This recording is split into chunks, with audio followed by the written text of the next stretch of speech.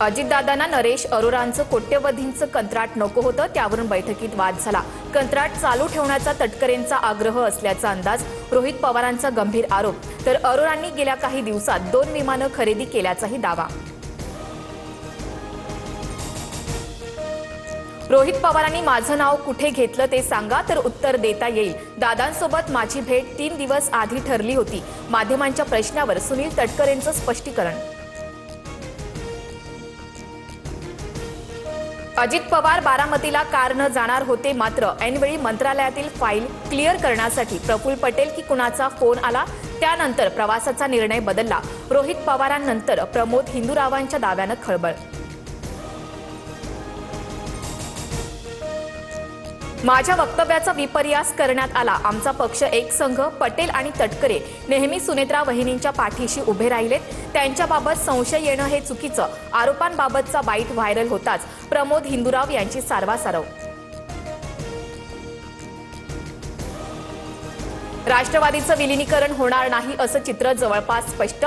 सत्तेत वाटा देण्यास तटकरे पटेलांचा विरोध, सूत्रांची माहिती। विलीनीकरणावर 16 तारखेला रोहित पवारांची पत्रकार परिषद।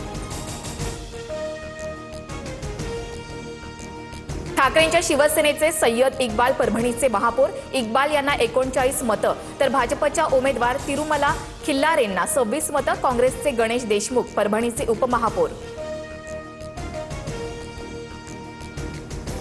परभणीत ठाकरेंच्या शिवसेनेचा खरा चेहरा समोर आला। परभणीत मुस्लिम महापौर देण्यावरून शिंदेंची टीका, तर मुस्लिम महापौर झाल्यावर प्रश्न का पडावा, राऊतांचं प्रत्युत्तर। आमची भूमिका ठरवणारा भाजप कोण? आमची भूमिका आम्ही ठरवू। सांगली जिल्हा परिषद सत्ता स्थापनेवरून शंभूराज देसाईंचा भाजपवर निशाणा।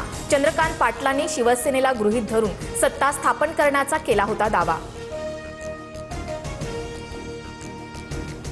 चंद्रपुरात ठाकरेंच्या शिवसेनेतील नगरसेवकांना प्रत्येकी 1 कोटी दिले। राऊतांनी डोळ्यावर पट्टी बांधली का? भाजपशी युतीवरून मनसेच्या संदीप देशपांडेंची टीका। मुनगंटीवार जोरगेवारांमधील अंतर्गत वाद चव्हाट्यावर। चंद्रपूर महापालिकेतील महापौर उपमहापौरांच्या पदग्रहण सोहळ्यात जोरगेवारांना न बोलावल्यानं 16 नगरसेवकांचा कार्यक्रमावर बहिष्कार। पत्रकार परिषदेनंतर मुनगंटीवारांकडून अचानक सोहळ्याची घोषणा।